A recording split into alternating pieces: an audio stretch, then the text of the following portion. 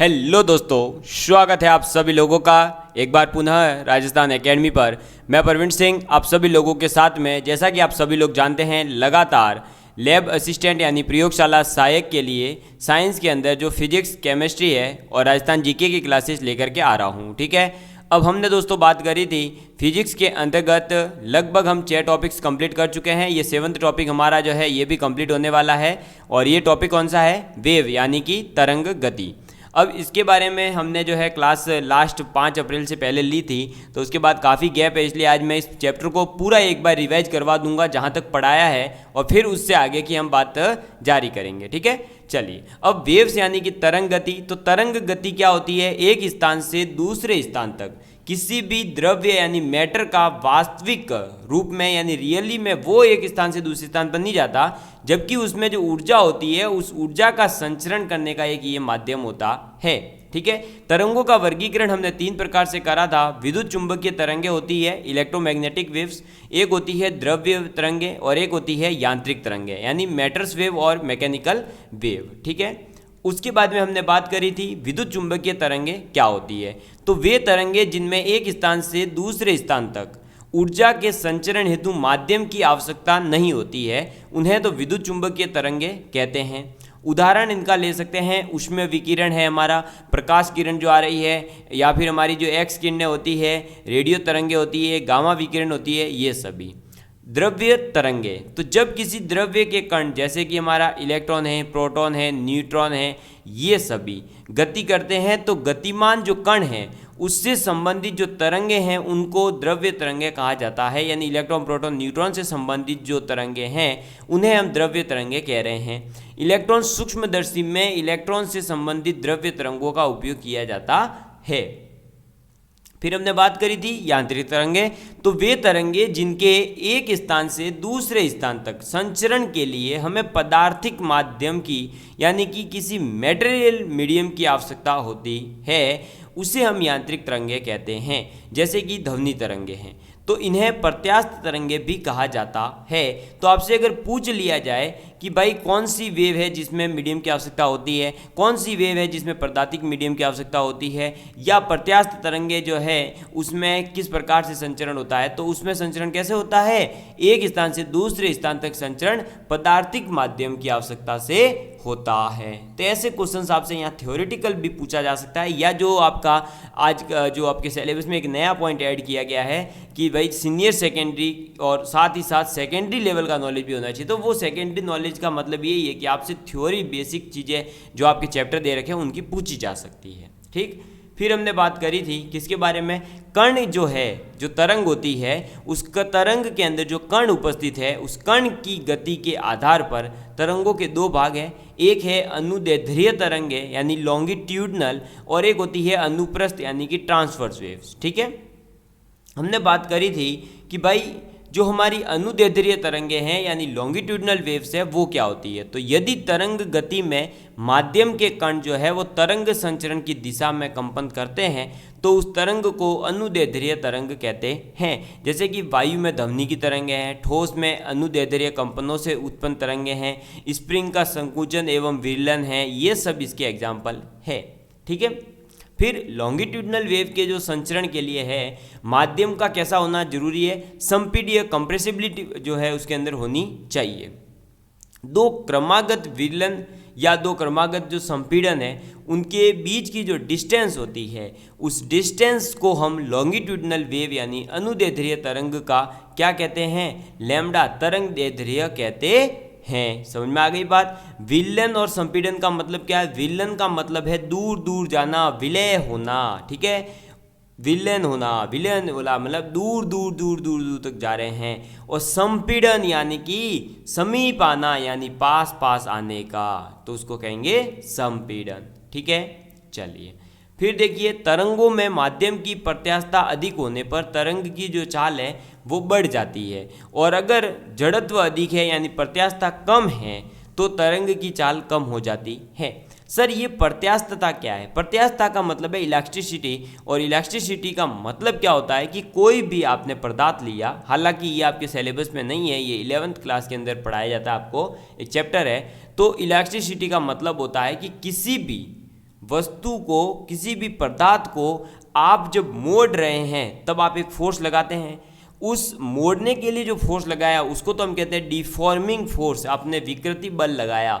लेकिन जब आप उस बल को वहाँ से हटा देते हैं और वापस से वही वस्तु अपना आकार ग्रहण करती है, तो जो आकार ग्रहण करने का उसका गुण है वो कितना ज़्यादा है, वो कितना ज़्यादा शेप में वापस आ रही है। जैसे देखिए रबड़ है, तो रबड़ को थोड़ी देर तक आप मोड़ेंगे मोड़ेंगे मोड़ेंगे, वो वापस अपनी सेम आकृति में पहुंच जाता है। लेकिन कुछ आपने जो है ऐसी चीज़ें देखी होगी जिनको थोड़ा सा मोड़ते हैं तब तक तो वो फ्लेक्सिबल है, लेकिन और ज़्यादा मोड़ दिया तो फिर या तो टूट जाती है या पूरा वो मुड़ जाती है, फिर वापस से पूरे उसी शेप में नहीं जा पाती है। तो ये है एक गुण प्रत्यास्थता का। समझ में आ गई बात? तो यहाँ जो प्रत्यास्थता अगर अधिक है, इसका मतलब हुआ कि वो वस्तु ज़्यादा संपीड़ित कर सकते हो, वापस से वो अपने रियल लाइफ में आ जाएगी, इसलिए तो इसको ज़्यादा कंप्रेस कर सकते हैं। तो इसलिए वहाँ तरंग की जो चाल है वो भी ज़्यादा होती है।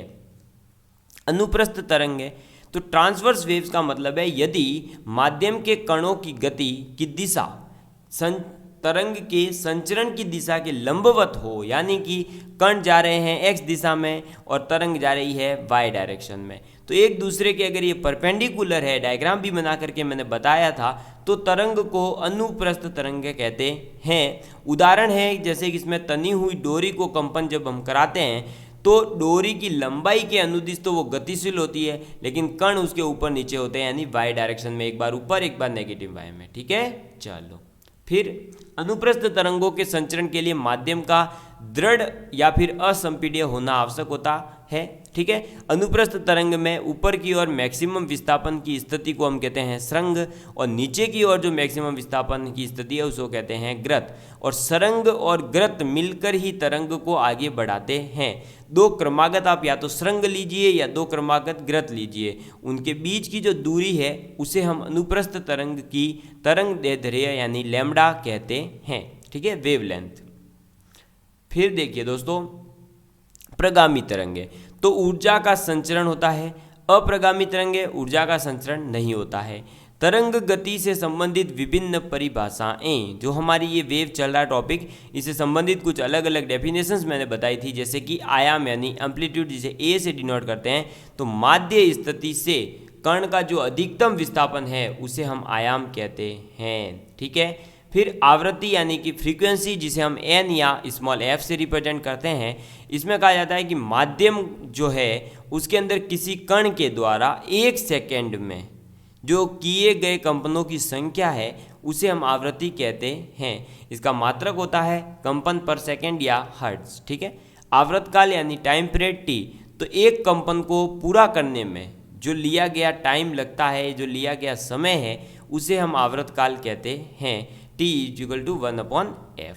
ठीक है, चलिए फिर आ जाता है तरंग दैर्ध्य यानी कि वेवलेंथ लैम्डा, तो माध्यम के कण द्वारा एक कंपन करने में लिया गया समय यानी आवर्तकाल, और उस आवर्तकाल में जो तरंग थी उसने कितनी दूरी तय कर ली उसे हम कह रहे हैं तरंग दैर्ध्य।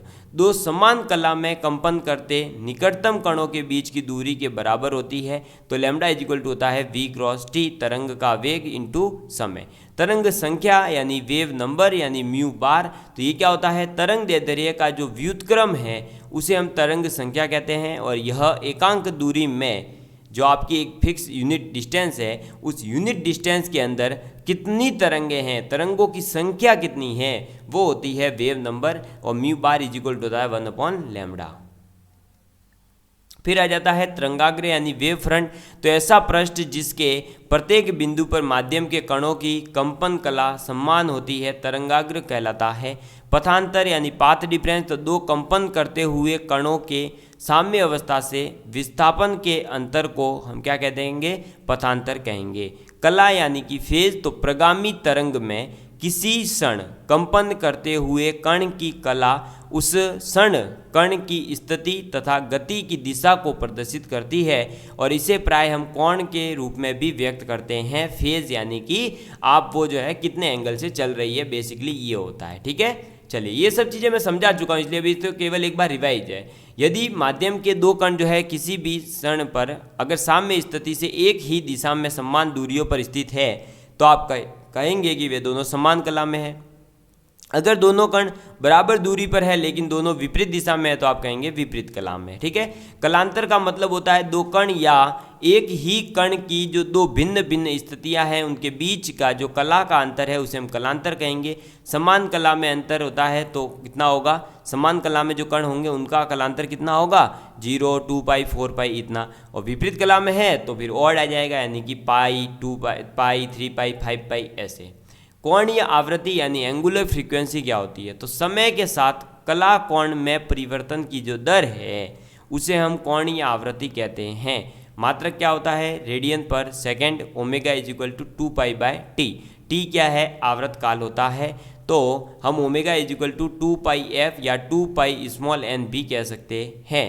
ठीक है, क्योंकि फ्रीक्वेंसी इज इक्वल टू क्या होता है, 1 अपॉन में आवर्त काल। ये चीज़ मैं पहले भी आपको बता चुका हूँ। ठीक, चलो फिर हमने बात करी कि तरंग संचरण नियतांक यानी वेव प्रोपेगेशन कांस्टेंट जिसे हम के कह रहे हैं, तो कंपन करते हुए कणों में एकांक दूरी पर स्थित कणों के कलांतर को तरंग संचरण नियतांक कहते हैं। इसे कोणीय संख्या, तो कोणीय तरंग संख्या भी कहा जाता है। के इज इक्वल टू होता है 2 pi by lambda, K is equal to 2 pi mu bar होता है, क्योंकि 1 लेमडा इज इक्वल टू क्या होता है, म्यू बार। ठीक है, तो ये फॉर्मूले याद रखेंगे।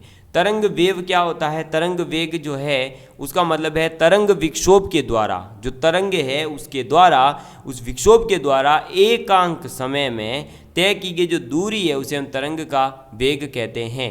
माध्यम इसमें जो है घनत्व तथा प्रत्यास्थता पर भी निर्भर करता है। जो माध्यम है उसकी घनत्व कितना है, प्रत्यास्थता कितनी है, उस पर भी तरंग का वेग डिपेंड करेगा। मात्रक क्या होता है भाई, वेग आ रहा है, वेग यानी कि मीटर प्रति second. Omega equal to 2 pi by T होता है। वेलोसिटी इज इक्वल टू होता है लेमडा अपॉन टी, तो velocity is equal to lambda into N भी कह सकते हैं, और velocity is equal to W omega upon में के भी कह सकते हैं। ओमेगा क्योंकि 2 पाई बाय टी होता है और ये होता है 2 पाई बाय लेमडा, तो वापस से आ जाएगा लेमडा अपॉन टी, इसलिए velocity is equal to lambda upon T होता है। ठीक है, फिर तनी हुई डोरी अगर हम लेते हैं तो उसमें अनुप्रस्थ तरंगों का जो वेग होगा वो कितना होगा, v is equal to under root T upon में m, यानी कि उस डोरी के अंदर टेंशन यानी तनाव कितना है, और m जो है वो स्मॉल m है। मैंने आपको बताया था कैपिटल M तो इस पूरी रस्सी का मास है, जबकि स्मॉल m है इसका पर यूनिट मास कितना है, पर यूनिट लेंथ पर इसका मास कितना है। यानी अगर इस रस्सी को कुछ डिवाइड करते हैं कुछ यूनिट्स में, एक प्रति इकाई के हिसाब से, जैसे 1-1 सेंटीमीटर के टुकड़े करते हैं, तो उस 1 सेंटीमीटर का मास कितना है, उस मास पर इसकी वेग डिपेंड करती है, टोटल मास पर डिपेंड नहीं करती। फिर प्रगामी तरंगों की कुछ समीकरण मैंने लिखाई थी, विस्थापन की, वेग की, त्वरण की, तो ये समीकरणें हैं जो कि आपको याद रखनी पड़ेगी। ठीक है, चलिए अब मैं दोस्तों आप लोगों को लिखवाने जा रहा हूँ कुछ नया। तो अभी तक जो हमने पढ़ा था वो पढ़ लिया है, रिवीजन हो गया हमारा एक बार। अब आप लिखेंगे अनुदैर्ध्य,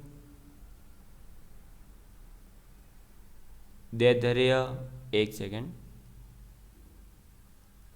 अनुदैर्ध्य तरंगों का संचरण, एक सेकेंड, थोड़ा सा, अनुदैर्ध्य तरंगों का संचरण तथा उनका वेग। ठीक है, तो जो अनुदैर्ध्य तरंगे हैं, ये अनुदैर्ध्य थोड़ा छोटा है तो मैं इसको बड़ा कर देता हूँ। अनुदैर्ध्य तरंगों का संचरण कैसे होगा और उनका वेग कितना है उसके बारे में हम बात करने वाले हैं। अनुदैर्ध्य, ठीक है, चलिए, तो अनुदैर्ध्य तरंगों का संचरण तथा उनका वेग, अब बात करते हैं इसके बारे में। तो अनुदैर्ध्य तरंगों का संचरण कैसे होता है पहले हम ये समझ लेते हैं, उसके बाद में इसका वेलोसिटी का तो डायरेक्ट फॉर्मूला है, उसके वेग का वो फॉर्मूला याद रखना है। ठीक है, मैं आपको इसको डायग्राम के माध्यम से समझा देता हूँ। ये मान लीजिए कोई एक हमने जो है ऐसा पाइप लिया, ठीक है, इस पाइप के अंदर इधर मैंने कोई एक पिस्टन लगा दिया, जो पिस्टन जो है इसको अंदर दबाएगा। अब इसके अंदर कुछ सपोज करिए कि भाई इसके अंदर कुछ जो तरंग भर रखी है, या ऐसा मानिए कुछ पदार्थ भर रखा है, ठीक है, तो ये यहाँ ऐसे ऐसे लेयर के माध्यम से हम समझ सकते हैं कि ऐसे पदार्थ भरा हुआ है। बस आपको फील लेना है कि भाई हाँ पदार्थ इसमें भरा हुआ है, ठीक है। ये लो, ये पदार्थ भर दिया। अब ये जो पिस्टन है इसको जैसे ही आप ऐसे फोर्स लगाएंगे अंदर की ओर, क्या ये चीज़ें अंदर दबेगी या नहीं? दबेगी ना। अब कौन कितना दबेगी वो अलग चीज़ है, लेकिन सब अंदर की तरफ जाएगी। अब देखिए, तो ये जो अंदर की तरफ जा रही है, इसी से इस अनुदैर्ध्य तरंग की वेग का फॉर्मूला आता है।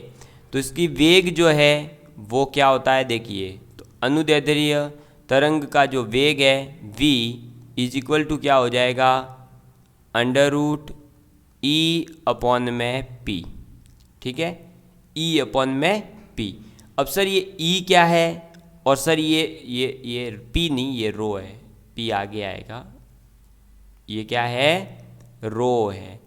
तो आपके दिमाग में आया सर ये E क्या है और रो क्या है, सब चीज़ समझाऊंगा। देखो सबसे पहले तो E क्या होता है, तो E है आयतन प्रत्यास्थता गुणांक। आप लिखेंगे आयतन प्रत्यास्थता गुणांक,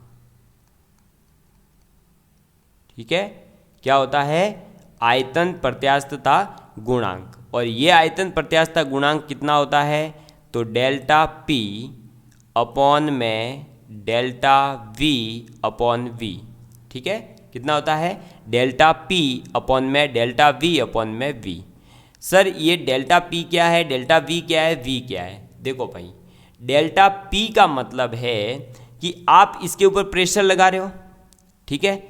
अब ये प्रेशर जो आप लगा रहे हो, तो इस प्रेशर की वजह से जो चेंज आ रहा होगा वो कितना आ रहा है, ठीक है। तो आपने जो प्रेशर लगाया इधर, और इनके ऊपर भाई अलग अलग प्रेशर लगा होगा, सबके ऊपर तो एक जैसा प्रेशर लगा नहीं होगा। तो जो आपने एक अल्पांश के बारे में बात कर रहे हैं, अगर हम इस छोटे से भाग के बारे में बात कर रहे हैं, इस एक में वाइट कर देता हूँ पूरी, इस सिर्फ इस प्लेट के बारे में बात कर रहे हैं, तो यहाँ पर कितना प्रेशर लग रहा है, यहाँ पर कितना प्रेशर लग रहा है और आपने कितना लगाया है, उससे जो आप क्या करेंगे, डिफरेंस निकाल लेंगे। उसको तो हम क्या कह रहे हैं, डेल्टा P। डेल्टा V का मतलब है वॉल्यूम में कितना चेंज आ रहा है, और V का मतलब है वॉल्यूम कितना है, ठीक है।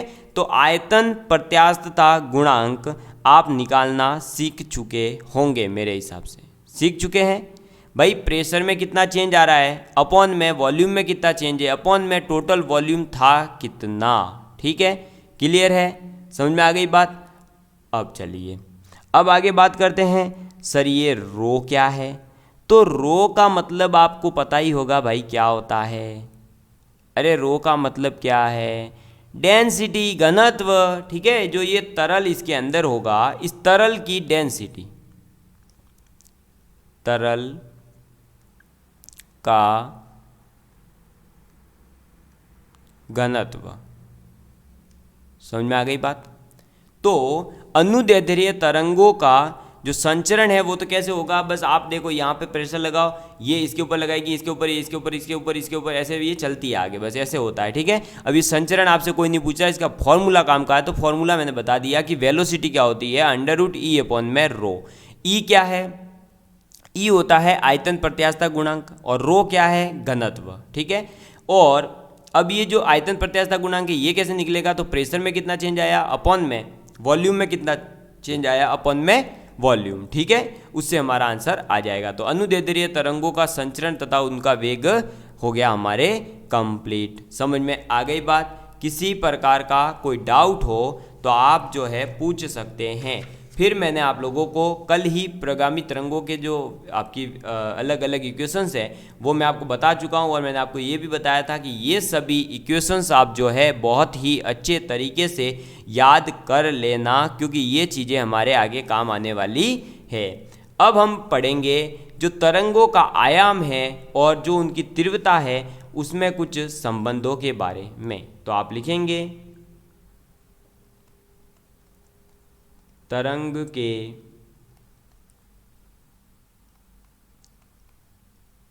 आयाम एवं तीव्रता में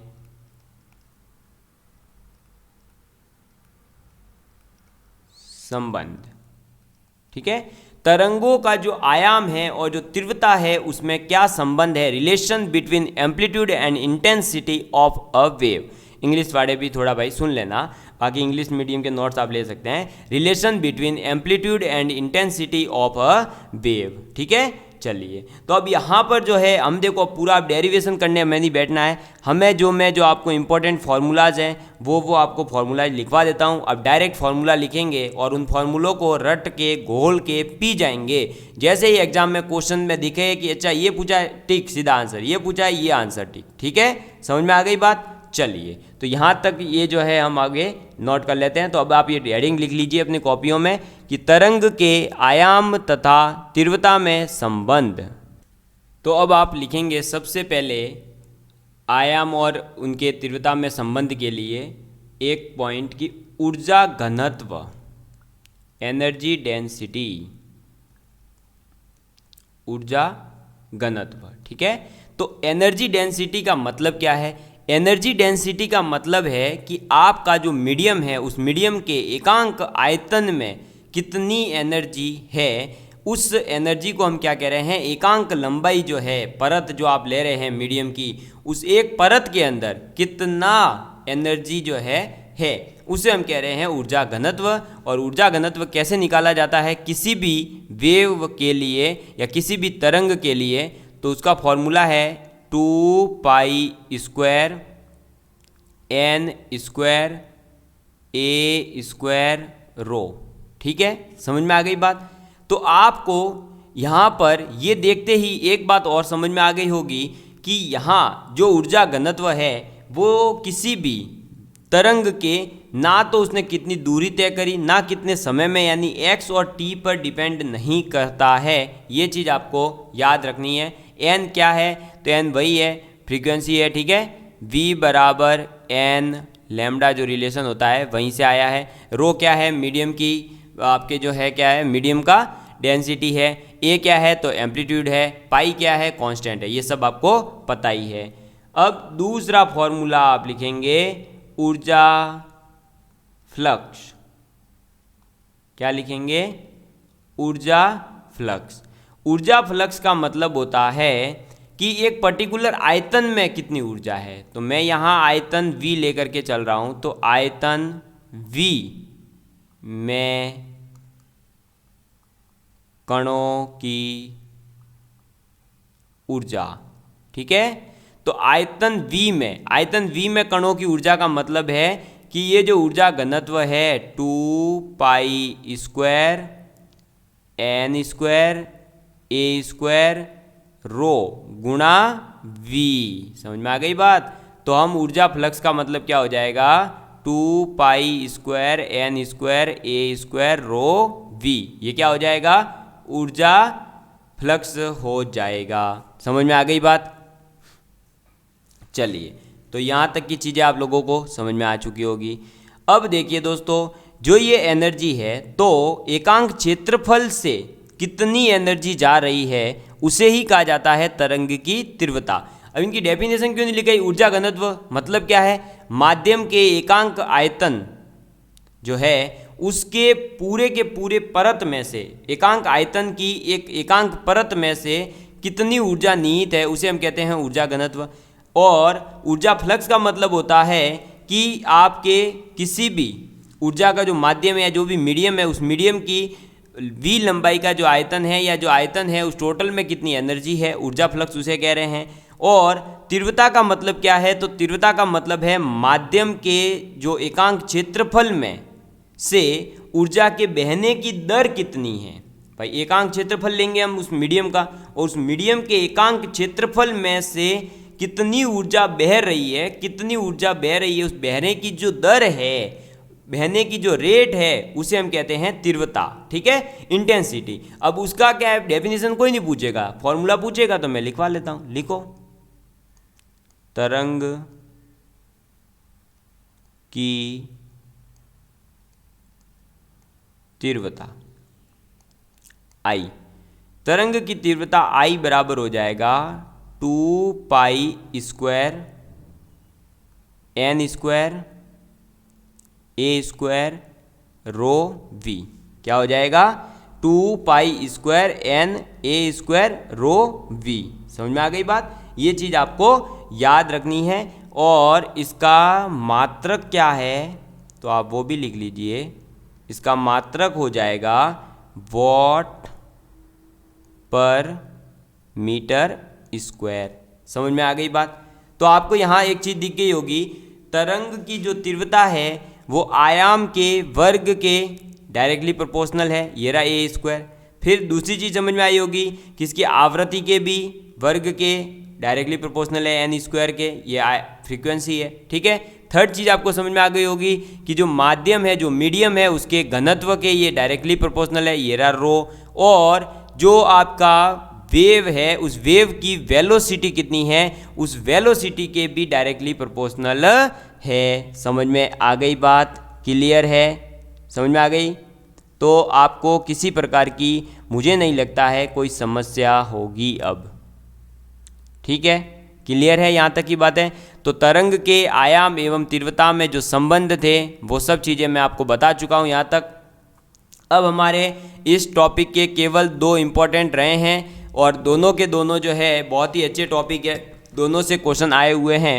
एक है तरंगों का अध्यारोपण और एक है हमारा क्या, डॉपलर इफेक्ट। तो हमारी इसकी 2 या 3 क्लास और आएगी, फिर ये टॉपिक हमारा कंप्लीट हो रहा है। तो प्लीज़ इसके जो है क्वेश्चंस वगैरह आप लगाना शुरू कर दीजिएगा और इसमें कहीं भी किसी प्रकार का कोई डाउट हो तो आप कमेंट करके ज़रूर बताइएगा। आज की क्लास थोड़ी सी मतलब 25 मिनट तक लगभग होगी, इतनी ही होगी। बाकी क्लासेस अब आपकी जो है बड़ी लाने की भी कोशिश करेंगे। धन्यवाद। आप सभी लोग अपना प्यार इसी तरह बनाए रखिएगा। Love you all of you, take care.